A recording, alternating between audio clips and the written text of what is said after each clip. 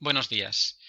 Voy a aprovechar una curva de crecimiento que hicimos en su día con Escherichia coli, una cepa que utilizamos en prácticas, y el crecimiento en LB para hacer una curva de crecimiento modelo que, bueno, pues salió bastante bien. Y, bueno, la he recuperado para estas clases. Básicamente lo que hicimos fue crecer eh, en LB líquido la cepa durante toda la noche y a primera hora de la mañana. Veréis que el experimento duró, creo que son 8 horas. Uh, 1, 2, 240, 480, sí, 8 horas. Um, a primera hora de la mañana, pues inoculamos, creo que eran 100 mililitros de LB con 1 mililitro del medio crecido toda la noche, es decir, una dilución 1:100, que es la que normalmente hacemos al inocular cultivos líquidos, y seguimos el cultivo del crecimiento de esta Escherichia coli en LB utilizando dos estrategias. Por una parte, absorbancia a 600 nanómetros, que lo tenemos aquí. Cada 30 minutos cogíamos una muestra y medíamos la absorbancia a 600 nanómetros. Esto es lo que vosotros haríais normalmente en prácticas. Y también haciendo un recuento de viables. Se hicieron para todas las muestras un banco de diluciones hasta la dilución 10 a la menos 7 y se sembraron por duplicado 100 microlitros de las diluciones 10 a la menos 4, 10 a la menos 5, 10 a la menos 6 y 10 a la menos 7.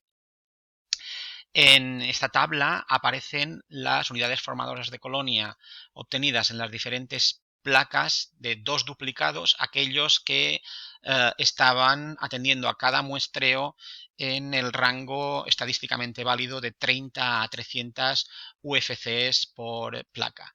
Obviamente, en todos estos experimentos con unidades formadoras de colonias, el criterio de ver que las diluciones se mantienen y que los duplicados son duplicados reales es el que se tiene que aplicar, y además también la selección correcta de placas es importante. Se tienen que seleccionar aquellos duplicados que están entre 30 y 300 unidades formadoras de colonia por placa. Aquí está puesta la dilución de la que proceden estas dos placas, es decir, que en este caso, por ejemplo, obtuvimos en la placa en la que sembramos 100 microlitros de la dilución 10 a la menos 4, 43 UFCs y en esta otra 38 de la misma dilución. Si os fijáis, todos son parejas de placas de las mismas diluciones. Hasta este punto utilizamos las de 10 a la menos 4, de aquí a aquí hemos utilizado las de 10 a la menos 5 y de aquí a aquí utilizamos las de 10 a la menos 6. En ningún caso en este experimento tuvimos que utilizar las placas obtenidas a partir de la dilución 10 a la menos 7, pero esto no lo sabíamos previamente a empezar el experimento, por tanto decidimos plaquearlo todo y bueno, nos fue bien, ¿no? De acuerdo. Bien, ¿qué fórmulas hay aplicadas aquí? Bueno, para cada uno de los tiempos de muestreo tenemos el promedio del recuento de las dos placas, la desviación estándar de estas dos placas y así como el coeficiente de variación. Y si os fijáis, en casi todos los casos este coeficiente de variación está por debajo de 10%. Bueno, hay tres casos que no, pero eran las mejores placas que teníamos en ese momento y valía la pena utilizarlas, ¿de acuerdo?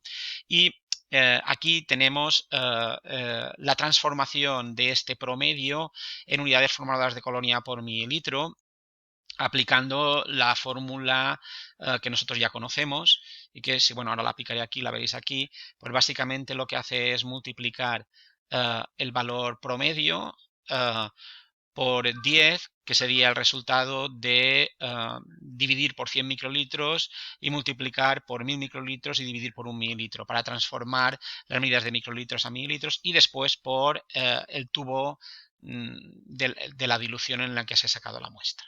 ¿Vale? Aquí lo tenemos, F8, pues sería F8. Perfecto. Entonces, en base a estos datos, hemos calculado una serie de parámetros comentados anteriormente, que son la tasa específica de crecimiento, mu. Tenemos aquí la mu para las unidades formadoras de colonia, es decir, que este valor de aquí está basado en este valor de aquí, ¿de acuerdo? Aquí tendríamos la tasa específica de crecimiento basada en absorbancias, es decir, basada en estos valores de aquí, y estas serían las transformaciones de los valores de tasa de crecimiento en tiempo de generación. Las fórmulas que he utilizado para sacar estos valores, bueno, pues están aquí representadas, ¿de acuerdo? Pero si os fijáis, por ejemplo, para determinar la tasa de crecimiento en este punto, lo que he utilizado son, vamos ¿vale? Si os fijáis, he utilizado los valores de tiempo 30 como tiempo final y 0 como tiempo inicial, la variación será 30, y después he utilizado los logaritmos neperianos, en este caso de las unidades formadoras de colonia. N sería el valor final y N sub 0 sería el valor inicial. ¿De acuerdo? Y así de esta manera sale el tiempo de la tasa de crecimiento. Y en cuanto al tiempo de duplicación, pues es el logaritmo neperiano de 2 partido por la tasa de crecimiento correspondiente. ¿De acuerdo? Bien. Entonces, si os fijáis, he ido aplicando esta fórmula a cada uno de los puntos de la recta, considerando siempre el punto anterior como punto de inicio del crecimiento. Bueno, pues esto es lo que aparece aquí. Os dejaré la hoja Excel para que podáis, digamos, visualizar bien todos estos datos.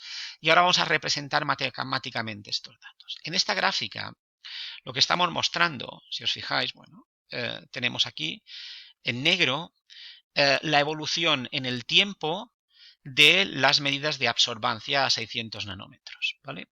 Esta representación es una representación lineal, después veremos a continuación la representación en escala logarítmica, y entonces si la seguimos vemos que al principio no somos capaces de visualizar claramente el crecimiento, ¿vale? Pero llega un momento en que sí, y que parece que crece de manera muy eficaz, y después llega un momento en que el crecimiento se detiene, ¿de acuerdo? En los círculos blancos está el mismo parámetro representado de manera lineal, pero atendiendo al número de unidades formadoras de colonia por mililitro. Y vemos que el comportamiento es más o menos el mismo. Si os fijáis, pues aquí tenéis que no vemos básicamente el crecimiento o variaciones en el crecimiento y empieza a dispararse. Y bueno, es verdad que aquí parece que la pendiente es muchísimo más grande, que va más rápido el cultivo, ¿de acuerdo? Y aquí llegaríamos al máximo y después aquí parece que empieza a decaer. Esto es lógico porque entramos en la fase estacionaria y con absorbancia solo veríamos fase estacionaria, pero en una curva real con unidades formadoras de colonia las células se mueren y entonces aquí ya empezamos a ver que empieza a entrar en fase de muerte. ¿Vale? Después comentaré qué son estas flechas, tiene que ver con estos valores que he puesto aquí, pero vamos a visualizar un poquito más abajo, perdonad, un poquito más abajo no, aquí a la derecha, lo que sería la gráfica en escala logarítmica. Si os fijáis, en escala logarítmica vemos que tanto la absorbancia en escala logarítmica como el número de unidades formadoras de colonia por mililitro en escala logarítmica casi se superponen. Y si os fijáis, las pendientes aquí ya son casi idénticas. Y de hecho, esto es muy importante porque para visualizar correctamente una curva de crecimiento debemos utilizar las transformaciones logarítmicas en los ejes de la unidad formadoras de colonia por mililitro o de absorbancia, porque es la única manera correcta de ver en qué punto se pierde esa linealidad y en qué momento estamos en fase exponencial de crecimiento.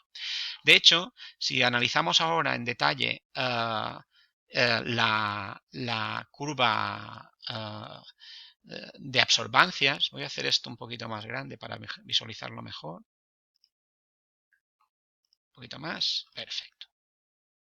Vale. Lo tenemos aquí. Si nos fijamos, parece ser que aquí el crecimiento va un poquito más lento, va incrementándose las pendientes entre los puntos y a partir de un determinado momento la tasa de crecimiento ya se pone a máxima, que serían estos puntos, para empezar a decrecer. ¿De acuerdo? ¿Vale? Entonces podríamos definir que la tasa máxima la detectamos o las detectamos en estos puntos de aquí. ¿Vale? ¿Qué pasa si analizamos las unidades formadoras de colonia por mililitro? Vemos que aquí hay una especie de punto de inflexión y a partir de este momento vemos que la recta se mantiene prácticamente lineal hasta aquí. Esto sería muy probablemente una regresión perfecta para después empezar a perder, digamos, incremento del tamaño, y aquí ya vemos que está empezando a decaer el tamaño poblacional, porque estamos mirando células viables. Pero es obvio que si analizamos las medidas de absorbancia, el rango en el que mantiene este crecimiento exponencial es más estrecho que si analizamos el número de unidades formadoras de colonia por mililitro, que el rango es muchísimo más ancho. Vamos a volver a los datos para fijarnos, aquí lo tenemos, en lo que decíamos. Aquí tenemos la tasa de crecimiento bacteriano. Lo que vemos es que la tasa va incrementándose en el tiempo. Esta sería la tasa entre el minuto inicial y el minuto 30. Esta sería la tasa entre el minuto 60 y el minuto 30. Esta sería la tasa entre el minuto 90 y el minuto 60. Es decir, la tasa de crecimiento que está calculada aquí es cada 30 minutos. Y lo que vemos es que a partir de este punto las tasas de crecimiento son prácticamente idénticas a lo largo de todo este tramo de la curva. A partir de este punto, las tasas se empiezan otra vez a enlentecer. Y aquí incluso son negativas. ¿Por qué? Porque aquí ya hay muerte celular. ¿Qué pasa con la tasa de crecimiento, con la curva de absorbancias? Pues lo que vemos es que pasa lo mismo. Se va incrementando y se estabiliza. Y fijaros en los valores máximos en los que se estabiliza. Son prácticamente los mismos que los que detectamos con número de unidades formadoras de colonia por mililitro. Este es por el motivo en el que nosotros tenemos tendencia a utilizar las absorbancias para hacer de manera masiva curvas de crecimiento, porque hacer unidades formadoras de colonia por mililitro es bastante tedioso, aunque es muchísimo más preciso, pero con las absorbancias, si escogemos bien las medidas en el rango que toca, pues obtenemos muy buenos valores de tasas de crecimiento. ¿Vale? Fijaros en los tiempos de generación que siempre es más intuitivo, estamos hablando aquí de minutos, pues estamos alrededor de los 30 minutos de tiempo de generación y el mismo valor es el que obtenemos con las absorbancias. ¿Cuáles son los valores de absorbancia en los que nos movemos correctamente? Pues fijaros que aquí teníamos 0,26, 0,29, 0,44. Hemos de entrar en valores en los que ya claramente veamos que el cultivo ha arrancado. En este caso, el primer punto en el que realmente podríamos considerar bueno sería este de 0,068. Entonces, fijaros que aquí 0,068 pasa a 0,133, es decir, que casi se duplica, si no se duplica, que es lo que vemos aquí, en estos 30 minutos.